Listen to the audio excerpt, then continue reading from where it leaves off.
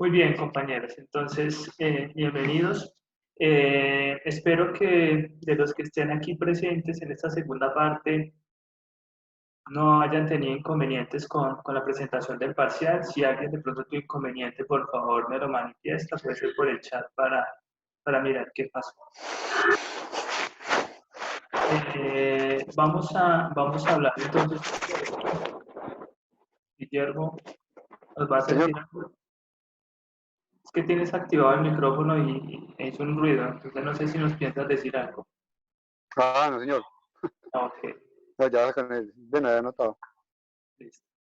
Entonces les decía, vamos a trabajar hoy, vamos a mencionar un poco el tema de los impuestos municipales. Quiero que nos centremos a estudiar un poco la estructura de, de lo que tenemos más cerca, términos relativos, que es la ciudad de Armenia. Entonces, la idea de hoy es que hagamos un análisis de los impuestos municipales y nos centremos en quizás uno de los que más trabajo nos van a traer a nosotros, tenemos trabajo que hacer con ellos, en la ciudad de Armenia. Pensaba prepararles unas diapositivas, pero decidí mejor analizar con ustedes la norma, ¿sí? La norma que nos regula en la ciudad de Armenia para que la conozcan y veamos la estructura y analicemos esa estructura al amparo de lo que hemos visto, al amparo de los principios, al amparo de las estructuras, al amparo de los tipos de impuestos, como para que analicemos algo real de lo que es el municipio de Armenia. ¿Listo? Entonces, en ese escenario les voy a compartir una pantalla para que veamos el acuerdo. Ese acuerdo que vamos a ver, ustedes lo tienen en la plataforma. ¿Sí? El acuerdo es el acuerdo 17 de 2012 que regula los impuestos municipales. El código de rentas de la ciudad de Armenia. Ustedes lo pueden ver acá por medio del cual se adopta el código de rentas del municipio de Armenia. Este aún no se ha modificado. Entonces, ¿qué tenemos? Vamos a encontrar en el título 2 los tributos municipales. ¿Cuántos niños? Cuántos impuestos municipales tiene establecido el acuerdo en la ciudad de Armenia? ¿Cuántos impuestos municipales hay en Armenia? ¿Quién me dice? Aquí ya veo que son más de 5, pero ¿quién me dice cuántos son en total? Pues yo tengo que son 5. Pues no sé si 5. en la ciudad de Armenia, me imagino que general para todos deben tener los mismos impuestos. No, O digamos hay excepciones. mira que el rango es más amplio, Guillermo, y no todos los municipios tienen la misma cantidad de impuestos ni exactamente los mismos. Hay unos que Como dependiendo la cantidad de personas o qué, como el puede ser, tamaño. puede ser exactamente. Hace poquito estuvimos haciendo un proyecto de investigación para unos compañeritos que estaban optando a título de grado e hicimos una comparación de la estructura tributaria del municipio de Ibagué, en Tolima, y el municipio de Armenia. Y nos dimos cuenta que en cantidad y comportamiento de los tributos hay diferencias, ¿sí? Allá tienen cierta cantidad de tributos y aquí en Armenia otras, y relativamente son ciudades muy similares, pero en cuanto a tributos sí diferían en cantidad y en comportamiento, digamos. Entonces, pues no es para todos igual. ¿Cuántos? ¿Quién da más? ¿Quién opina? Antes de mostrar la pantalla. 7. ¿Cuántos? 7. 7. No. Esperen que se siguen conectando compañeros. Listo. En realidad en la ciudad de Armenia tenemos 23 establecidos en el acuerdo, pero en realidad hay que tener en cuenta que aquí nos mencionan la retención en la fuente de impuesto de industria y comercio, y la retención a fuente no es un impuesto, es un mecanismo de recaudo anticipado de impuesto de industria y comercio, o sea que este y este van de la mano, ¿sí? Es como si fuese uno solo. En realidad no estamos hablando de 23, sino de 22. Dentro de esos impuestos, pues obviamente los más conocidos son los dos primeros, el impuesto predial unificado y el impuesto de industria y comercio. Me atrevería a decir que son los que generan la principal fuente de ingresos para el municipio. Ya, muchas gracias. ¿Cómo? ¿Cómo dices? ¿Aló? ¿Aló? ¿Alguien tenía una pregunta? Bien. Entonces les decía, me atrevería a decir que son los dos tipos de impuestos que más generan para el municipio de Armenia ingresos. Este de industria y comercio va de la mano del impuesto de avisos y tableros que se trabaja en el mismo formulario. Este impuesto predial pues, nos llega liquidado a nuestras viviendas y es correspondiente a los predios, a los dueños de predios en la ciudad, pero el impuesto de industria y comercio es un impuesto que es una declaración que debemos diligenciar, presentar y pagar cada año. De hecho, normalmente se presenta con un descuento del 15% hasta el 31 de marzo, plazo que este año fue aplazado por obvias razones. Entonces, quiero invitarlos a que miremos la estructura de ese impuesto en la ciudad de Armenia y empecemos a atar cabos frente a todo lo que hemos hablado en estos 3 encuentros tutoriales anteriores. Entonces, vamos a buscar ese impuesto. Si tienen dudas, me las van preguntando. Este documento... Dime. Pues es como una duda que tengo yo con respecto a la retención en la fuente, porque, bueno, la retención en la fuente no es un impuesto, pero finalmente sí es un impuesto para las personas que no declaran, porque pues no tienen como, o sea, le están descontando una plata que no está recibiendo ningún beneficio, ni se lo va a descontar a futuro, pues finalmente termina siendo un impuesto, ¿no? Pues mira, en eso tienes razón, en el sentido, hablemos de la retención de industria y comercio, ¿sí? La retención de la fuente de industria y comercio a las personas que se le retienen y que de pronto en algún momento no sean responsables, aunque en la mayoría pues lo son, no se lo pueden descontar, ¿sí? Entonces se convertiría en su impuesto. Ahora bien, si hablamos, por ejemplo, del impuesto de renta, de la retención en la fuente a título de impuesto de renta, existen los mecanismos para que soliciten esa devolución, ¿sí? Si no son declarantes o si son declarantes, pero no tienen que pagar, no les da un saldo a favor. Entonces existen los mecanismos, lo que pasa es que muchas personas, a veces uno para solicitar esa devolución, pues tiene que declarar voluntariamente y muchas personas, si no son declarantes, pues no se ponen a declarar como porque sí, ¿no? Solo por devolver ese saldo. Entonces, muchas personas, digamos que dan ese saldo como por perdido. No lo, no lo solicitan como devolución. Y solicitarlo como devolución pues genera un trámite. O sea que solo las personas, o sea, solo harían devolución de esa retención, sí, claro. Exacto, es claro. No lo devuelven en efectivo.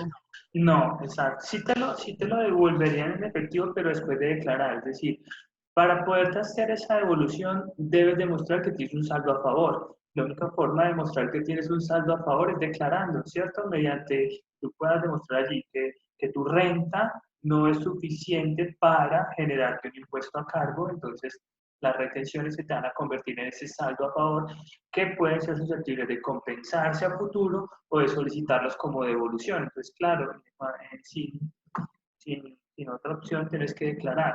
Y si no estás obligado, pues tienes que hacerlo voluntariamente. Ah, bien, profe, gracias. Pero de todas formas, imagínese uno declarar, se vuelve declarante solo por reclamar una plática y ahí lo enganchan. Y de todas maneras, pues el proceso de evolución no es sencillo. ¿Sí? O sea, no es que yo diga, uy, ya declaraste, al otro día te están devolviendo el dinero, no, eso es objeto de revisión y todo. Entonces, Muy terrible. entonces en realidad no es un proceso sencillo. Entonces, sí, Sí. en realidad a las personas que no son declarantes les toca asumir en la mayoría de los casos sus retenciones como el impuesto que están pagando de renta, aún sin ser declarantes del impuesto de renta, pero se convierten en contribuyentes vía retención.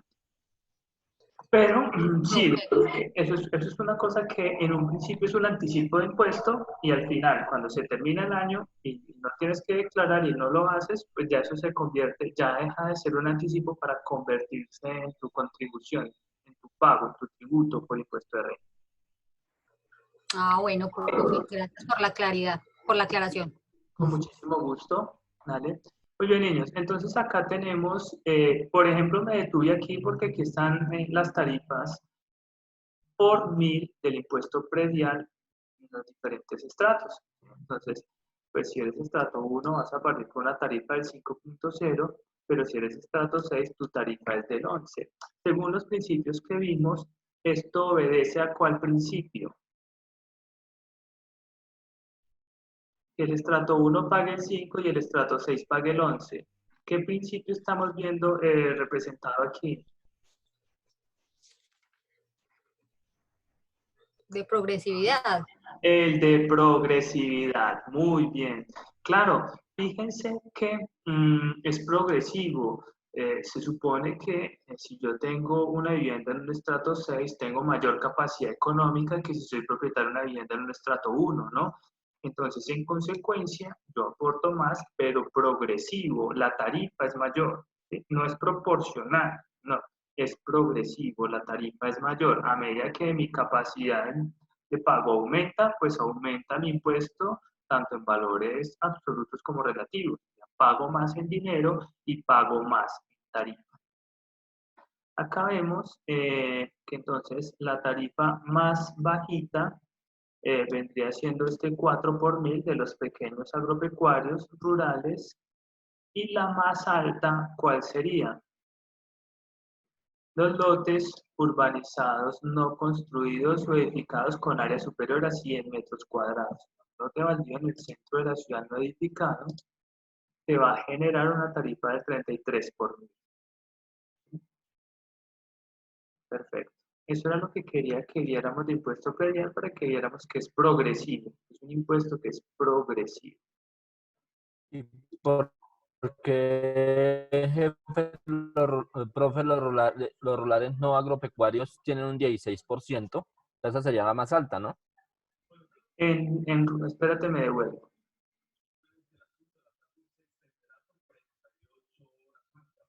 Predios de propiedad de entidades financieras, el 16%.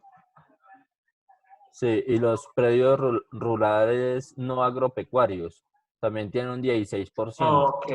Escucha, pero es que Eso, tiene eso unas tarifas tiene, más altas, ¿no? eso tiene, es una de las tarifas más altas y yo creo que tiene una finalidad y es tratar de generar productividad, ¿no? No lo Ya. tienes como agropecuario, fíjate que tampoco lo estás explotando como turismo, entonces es una tierra que tienes ahí improductiva, ¿no? Sí, señor. Entonces yo creo que es una forma como de incentivarlo a que, bueno, vuelva a la productiva para que pague menos impuestos. Ahora bien, piensa en las fincas de recreo. ¿Recuerdas el debate del que discutimos aquí en una sesión sincrónica acerca de las grandes tierras de los personajes poderosos en Colombia que Que pagan pagan menos impuestos. menos impuestos? Sí, Exactamente. claro. Yo creo que eso es una forma de verificar eso. O sea, que una persona que tiene, o sea, si tienes un predio rural, ¿cierto? Y no es agropecuario, ni es destinado al turismo, es tu finca de recreo, No, no quiero tus besos. No, no. ¿no? ¿No? No, no quiere. Profe, no quiere sus besos. No, no, no. Nada, descartado totalmente, bro. Bueno, me hicieron sonrojar y todo. Muy bien. Entonces, Arias, es quizás por eso, ¿no? Es la lógica que le encuentro No, ahí. profe, yo no escucho nada. Está muy distorsionado. ¿verdad? Debe ser un problema del internet. Todos se escuchan distorsionado porque ahora Jonathan también puso un mensaje. Sí, se A ver, escucha profe. intermitente. Sí, Yo profe. escucho intermitente la locución de los compañeros. A ratos se escucha así. Está raro, está raro. No, está súper malo, no lo escucho como como en mil No, partes. debe ser Como un en la problema. NASA. Debe ser un problema de conexión, debe ser un problema de velocidad de internet.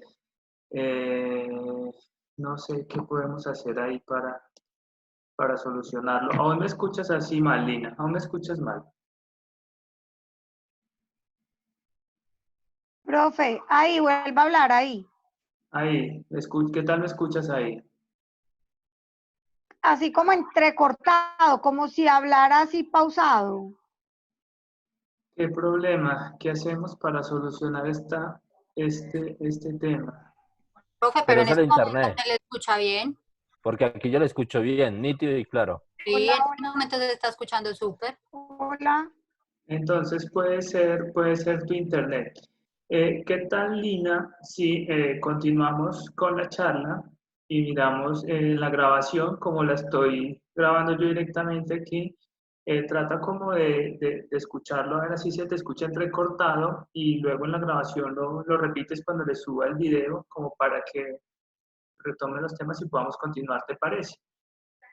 Sí, profe, tranquilo que igual yo pongo la grabación otra vez a ver. Ok. Compañera, consejo, deshabilite la cámara y verá que le va a funcionar un poquito más rápido el internet. Ah, bueno, puede ser eso. Ujú. Desactivemos el video a ver si de pronto te consume menos velocidad. Ah, bueno. Bueno, compañeros, entonces llegamos al que yo quería llegar, que es el impuesto de industria y comercio. Fíjense cómo lo primero que nos muestra el acuerdo es la autorización legal. ¿Sí?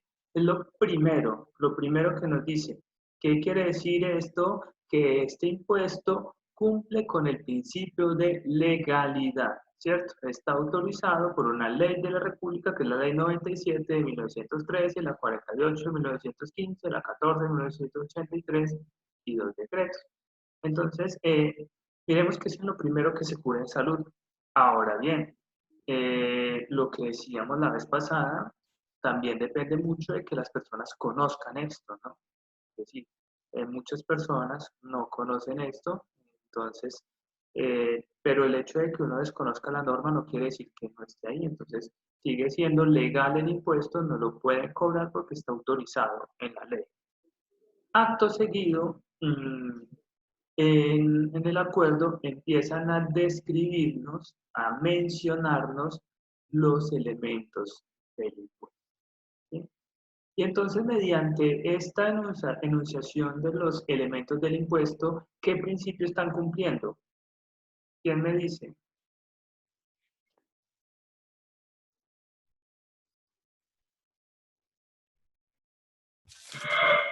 Profe, el de certeza. Exactamente. Muy bien. Se fue muy bien en el parcial. Exactamente. Cuando enunciamos los elementos, ¿cierto? Estamos buscando cumplir con el principio de certeza, ¿cierto? De certeza es que la gente conozca los elementos que componen ese impuesto, ¿no? Entonces miremos frente al impuesto de industria y comercio, cómo define el hecho generador en el municipio de Armenia. Dice, la realización de actividades industriales, comerciales y de servicios, incluido el sector financiero, en el municipio de Armenia, directa o indirectamente. Entonces, en la realización de actividades, ese es el hecho generador. Cualquier tipo de actividad industrial, comercial o de servicio en el municipio de Armenia va a generar el impuesto de industria y comercio. El sujeto activo. El sujeto activo en este caso va a ser el municipio de Armenia, ¿cierto? Que es el encargado del recaudo y administración de ese impuesto. Y el sujeto pasivo son las personas naturales o jurídicas que ejerzan actividades industriales, comerciales, de servicios y financieras en la jurisdicción del municipio de Armenia. Aquellos que realicen esas actividades acá. ¿Cómo van a identificar a los contribuyentes? A través del RUT, del Registro Único Tributario, del Registro Mercantil, cruzan información con la Cámara de Comercio. Y aquí tenemos 3 definiciones para saber qué es una actividad industrial, qué es una actividad comercial y qué es una actividad de servicio. A veces, en realidad, nos podemos confundir entre una actividad industrial y una actividad comercial. A veces me dicen, Harold, pero yo soy una fábrica, produzco mis elementos, los productos terminados que saco, pues lo vendo, lo comercializo, ¿cierto? Sí, obviamente las empresas industriales también viven de las ventas, pero es diferente, ¿sí? Una cosa es tú fabricarla y venderla, otra cosa es comprarla y venderla en el mismo estado, ¿sí? En el primer caso estamos frente a un proceso de transformación para vender y en ese caso me refiero a una actividad industrial. En el segundo caso, estamos comprando para vender sin ningún proceso de transformación, de cambio. En ese caso es una actividad comercial, aunque las dos basen desarrollo sujeto social en vender los productos, ¿sí? Pero una los fabrica y las otras no. ¿Cómo lo definen? Las actividades industriales son las de producción, extracción, fabricación, confección, preparación, maquila, miren la palabra clave, transformación, manufactura y ensamblaje de cualquier clase de materiales, ¿sí? Que los pueden vender directamente o por encargos.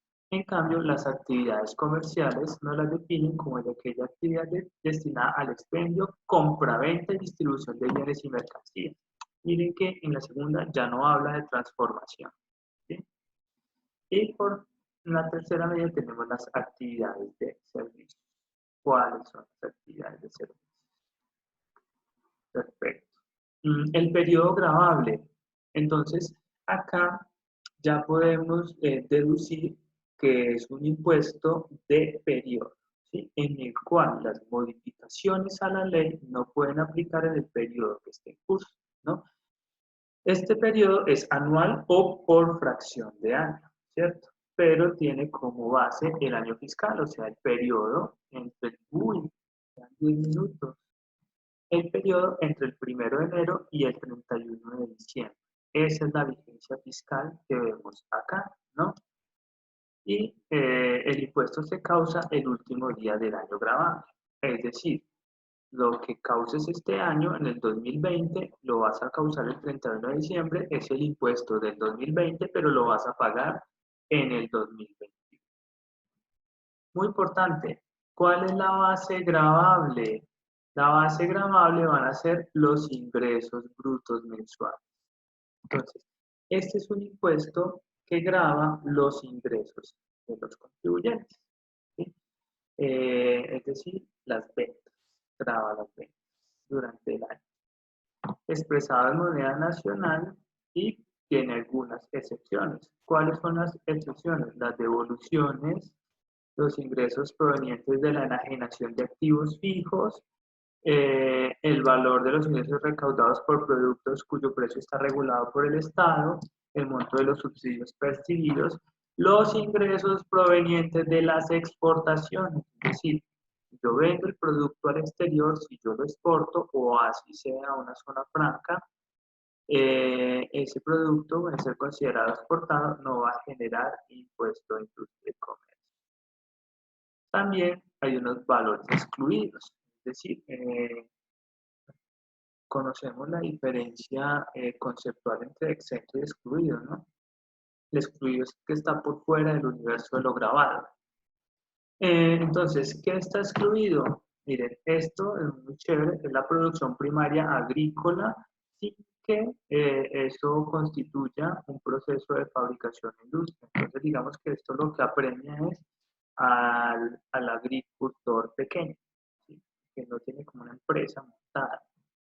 La producción nacional de artículos destinados a la exportación, la educación pública, la primera etapa de transformación en predios rurales, Todas esas actividades no pagan impuesto de industria y comercio. El tránsito de artículos que atraviesen el municipio, la explotación de canteras y minas, los proyectos energéticos y los juegos de suerte de azar están excluidos. Y bueno, unas bases grabables especiales para contribuyentes dependiendo de su actividad económica. Gravamen, hay unas que son de tipo ocasional, las que no son permanentes, y el sector financiero, parece que nos habla de las tarifas. Miren, las tarifas, aunque no está definido acá porque está en otro documento, ¿sí? Es muy importante porque este artículo nos habla que son los millajes, ¿sí? Entonces, podemos ver que cuando hablamos acá de tarifa, no es una tarifa porcentual, ¿no? No es una tarifa porcentual, sino que es una tarifa por mil. Entonces, los ingresos, le aplicamos la tarifa y es por mil y así lo declaramos en el formulario. Cada año, los ingresos del año, la tarifa por mil, y la tarifa depende de unos códigos de actividad de industria y comercio.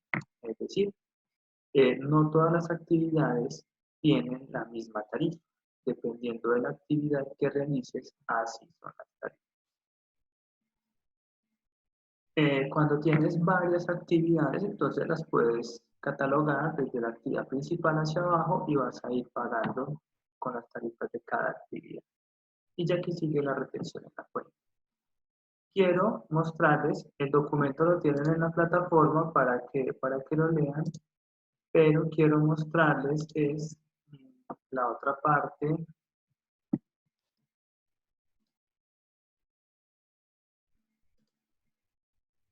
que se refiere a donde tenemos las tarifas.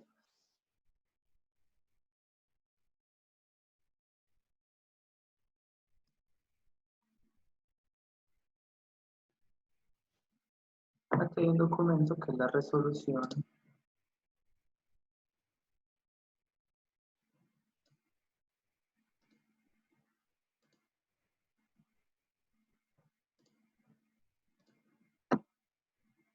Esta resolución es la que nos indica los códigos de las actividades, la descripción de la actividad y la tarifa por mil que esa actividad debe pagar, ¿no?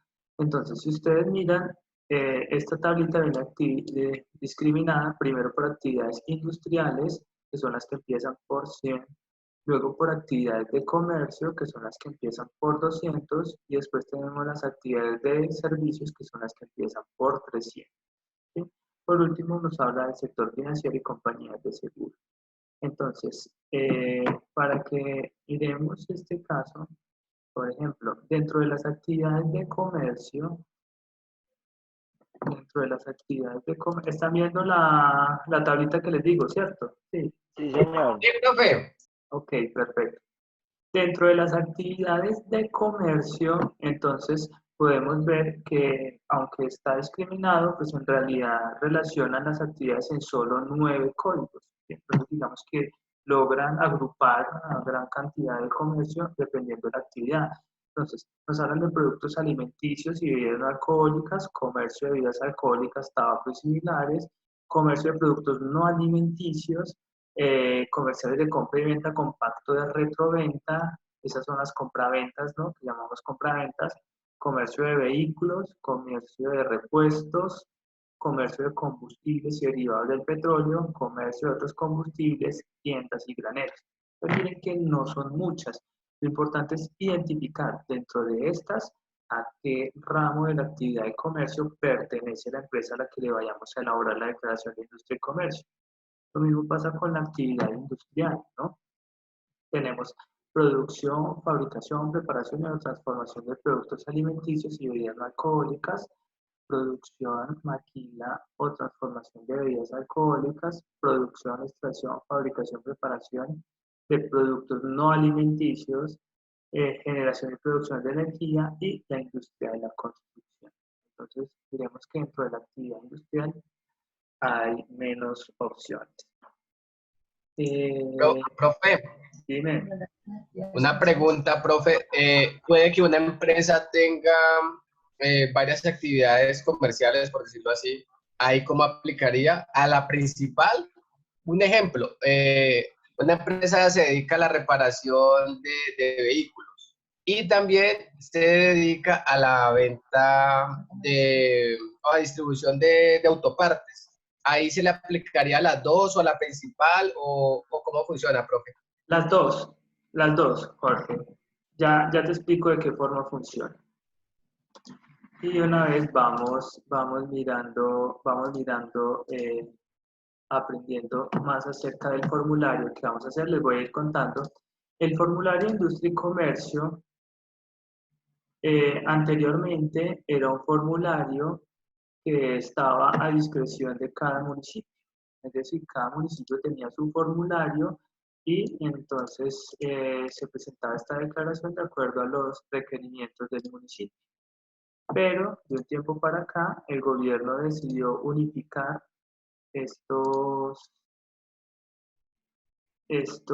cada cuánto se actualizan las tarifas, ya te contesto. Unificar estos formularios. Entonces decidieron sacar un formulario único nacional, ¿sí?